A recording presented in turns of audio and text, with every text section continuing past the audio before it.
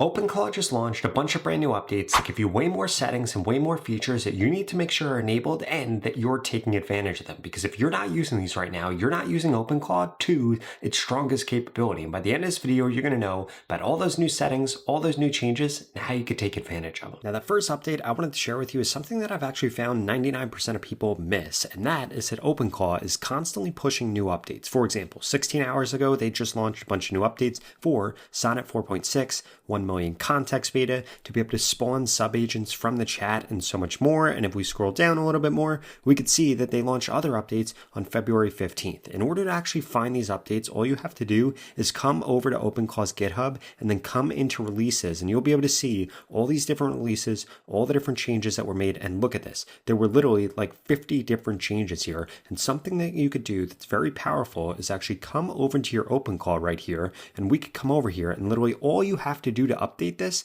is ask this to update for you. Literally just come over to the chat right here and say, how can we update to the latest version of OpenClaw? And then this actually goes through and does it for you. Then from here, we could see that this is now updated, and this actually comes down here and shows us that before I was using the January 29th edition, but now I'm going to be using the February 17th edition. And all I have to do to restart this is just restart the gateway right here. Perfect. So this now has literally gone through. This has done this for me. And now I'm on the latest version of OpenClaw. Something that I would strongly suggest that you do is actually have this constantly check for updates. So what we can actually do is we can come over here and we could give this update right here. And we can say, I want to set up a cron job to check every morning and alert me if there are any changes made.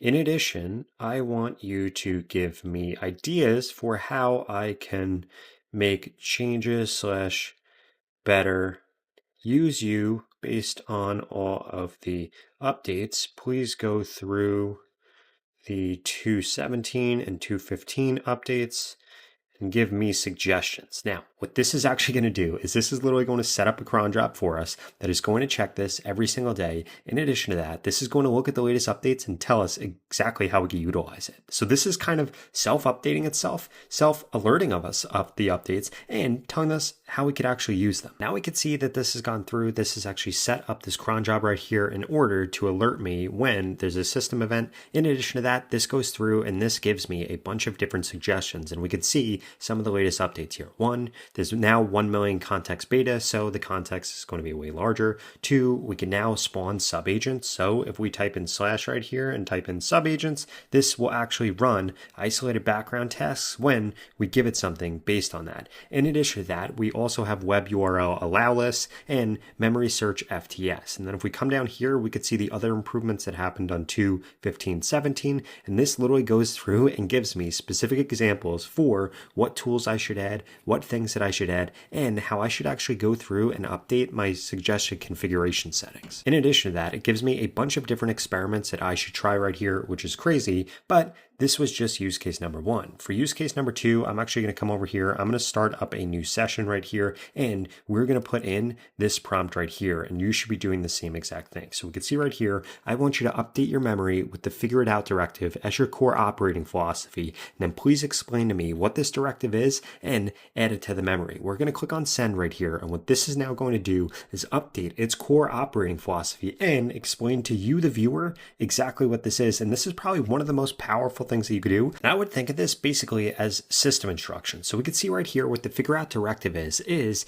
going to be my OpenClaw's operating philosophy, which is going to figure things out on its own first and then only ask questions when it's genuinely stuck. This is going to give it way faster flow. It's a way better use of my time, gives us more proactive output, gives us clear signals, and this goes through what it actually changes. So it searches, reads, tests, and iterates before pinging us back. In addition to that, it's going to propose solutions rather than just asking us which path to take. And 3, it's going to take initiative and follow through. And then this actually goes through where it stops. But essentially what this is going to do is make your OpenClaw way more powerful. Now, the next thing I want to make sure that you're doing is I want to make sure that you're setting up your OpenClaw with more than 8,000 different apps, but you want to do this in a secure way. Because let's say that we wanted to connect OpenClaw to Zillow or we wanted to connect it to Slack, or we wanted to connect it to our Gmail, we want to make sure that we're doing that in a safe way and not in a way that could accidentally expose all of our information. And by far, the safest way that I've actually found to do this is by setting up a Zapier MCP server and then giving OpenClaw access to more than 8,000 different apps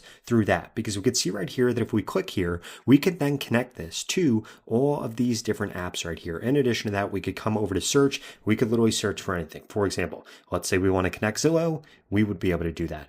Let's say we want to connect Slack, we would be able to do that. Let's say you want to connect Notion. You would be able to do that, but more importantly, you'll be able to do this without exposing all of your internal secrets, things along the lines of that. So essentially what you're going to do is you're going to come over here into new MCP server on Zapier MCP. We're going to scroll down here and click on other for the type of MCP server. And then from here, we're going to see connect. When you click on this, this is going to give you the information that you need to then give to OpenClaw in order to connect. But otherwise, what you're going to do is just click on add right here. And we'll be able to go through and add all these different tools. For example, let's say I want to give it access to my Gmail. I could specify what it can actually do inside of here, which again is what's going to make this way safer. And then literally all we're going to have to do is come over in OpenClaw right here and say, please connect to my Zapier MCP, give it this link right here. So now we could see that this is fully set up and we could see all the different connections that we have set up. In fact, I have 27 different tools here. And now guess what? I can ask this to do anything that I want inside of these tools that are connected, but OpenClaw doesn't actually technically have direct access to it. It's going through Zapier, so it's way safer, and I just feel a lot more comfortable like this. Now, if you want to get started today with Zapier's MCP so that you can hook up OpenClaw to more than 8,000 different apps securely and safely, I would strongly suggest you go to the pinned comment below and get started with it today for free, because you can get this set up in the next 30 seconds, and this is going to make your OpenClaw 10 times stronger. Now, the next setting and feature that I would strongly recommend that you get set up is you want a dashboard so that you could track everything that OpenClaw is doing. So what we're going to do is we're going to say, please create a dashboard where you can track everything that you're doing. I want to be able to view future tasks, tasks you're currently working on, and tasks that are now complete. And then what this is going to do is this is actually going to code this out. This is going to set this up, and this is going to generate its own dashboard where we're going to be able to see everything about it. I would think of this kind of like a Trello card situation where I could see things it's going to do in the future, things it's currently doing, and things that are done so that we have direct access into everything that it's doing. Now, while this actually goes off and does this, I wanted to give you another use case that you could actually use this for. And this is something that I do all the time. So if I come over to my phone, I have Telegram set up right here. And this actually has access to my OpenClaw under Claude right here, where I gave it access. And one thing that I've been doing lately is I've been using this to have infinite memory and to set reminders. In the past, I used to add things to my calendar. I used to add things to an alarm, or I used to write things down or put them in my notes, but I don't do that anymore. I simply just tell OpenClaw, hey, remind me to do this at this time. Or, hey, I need to do this. Let's set this as a reminder. Hey, add this to my to-do list later. Or ping me in 30 minutes when I'm going to be home